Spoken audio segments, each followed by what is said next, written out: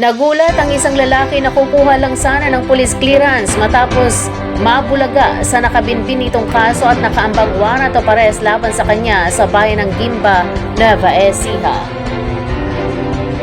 Nitong July 24, 2024, bandang umaga nang pumunta si Freddy Galim, 39 anyos at residente ng Barangay Galvan sa naturang bayan para kumuha ng police clearance sa istasyon ng pulisya nang biglang pusasan dahil wanted pala sa paglabag sa Republic Act 9262.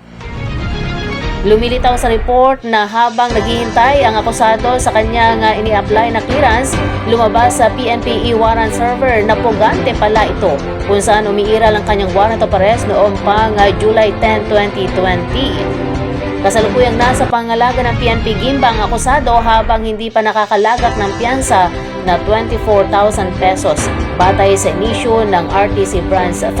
Balanga City.